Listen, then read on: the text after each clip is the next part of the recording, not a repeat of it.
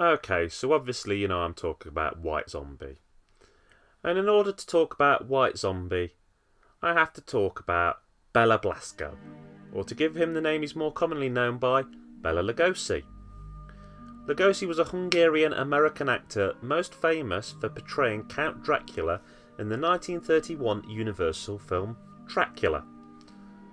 Some people seem to think that this is pretty much all that he did, but that's far from the truth.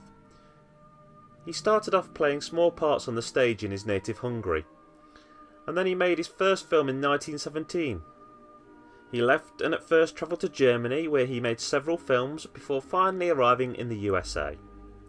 It was there in the United States that Lugosi first took on the role of Count Dracula in 1927 in a Broadway adaptation of the Bram Stoker novel. And then in 1931 he appeared in the Universal Pictures film Dracula, playing the same role. During the rest of the 1930s, Lugosi continued to appear in horror films, mostly ones with an Eastern European setting due to his accent and his association with the character of Dracula.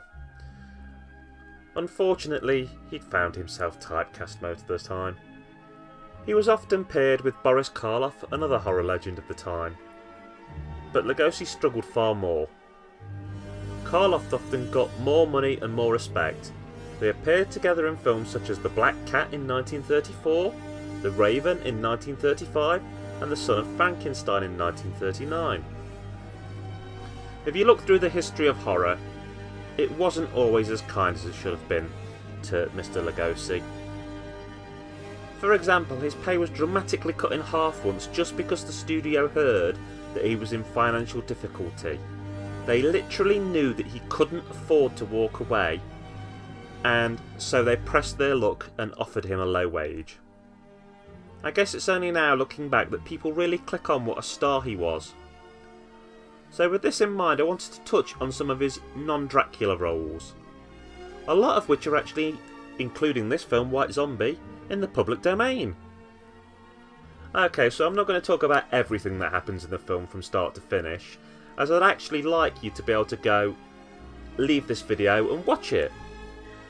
Well, at least if it sounds like something you'd enjoy, that is. The film is set in Haiti. You have a couple who are engaged and have plans to marry soon. They are called Madeline Shaw and Neil Parker. When they are on their way to their lodging in a coach, they pass by an evil voodoo master called Murder Legendre, who is played by Lugosi. Neil and Madeline arrive at the home of a very wealthy plantation owner by the name of Charles Beaumont. Charles loves Madeline too and wants her for his own, so he secretly goes to visit the voodoo master Murder. Murder explains that he's used voodoo to turn anyone who opposed him or got in his way into a zombie. Okay, now just about everybody will have an idea of what a zombie is in their head. And this idea will, for a lot of people depending on your age, probably come from something like the George Romero Night of the Living Dead films, or if you're younger, from The Walking Dead. But it's important to stop and say that this isn't a zombie as in a dead person returned to life eating flesh. No, this is a zombie as in someone who is essentially medically drugged to be vacant upstairs and obedient. You've got to think more in a trance than undead. Murder gives Charles a potion which he gives to Madeline, and the potion takes effect shortly after Madeline and Neil's wedding ceremony, and she appears to die.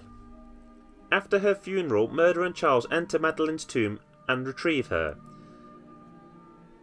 Neil doesn't cope very well with his wife's death, and so goes to her tomb, but obviously he finds it now empty. Neil goes to the local missionary, who's called Dr. Brunner, and tells him what he's seen and asks for help. Dr. Brunner tells Neil about how Murder made his rivals into zombies, who he now uses to guard him. With this explained, the two men set out to Murder's castle to attempt to rescue Madeline. And if you want to know how this all plays out, well, you're just going to have to watch the film.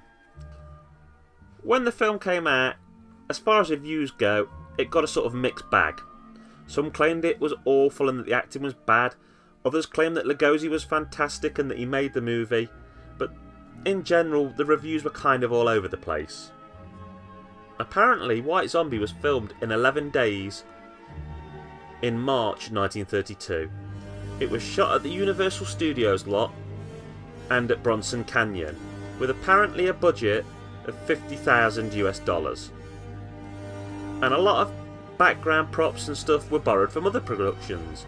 Bela Lugosi and Joseph Cawthorne were the only people to be regarded as properly famous, and the film, as far as the rest of the cast go, featured actors who had seen their careers take a turn for the worse since the end of the silent era.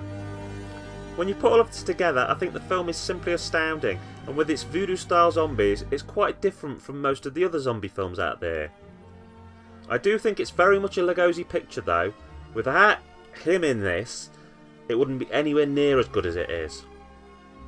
This is probably reflected best in the fact that its sequel, which did not feature Lugosi, is pretty much overall considered to be a really bad film. If I was going to rate this film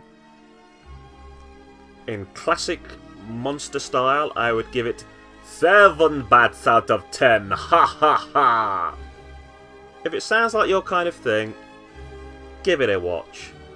After all, what else are you going to watch? Beats being a reality TV zombie. It's also important to note that this film is now in the public domain, so while you could buy it on a DVD, technically you don't have to. It's perfectly legal to download it from online. Heck, it's on YouTube in its complete entirety. Download it, burn it to disc, or heck, just cast it to the TV. I think it's a crying shame that a lot of people only know Lugosi for Dracula. So, why don't we all try and do something about that? Anyway, it's Kerr9000 signing off. Keep on watching those films.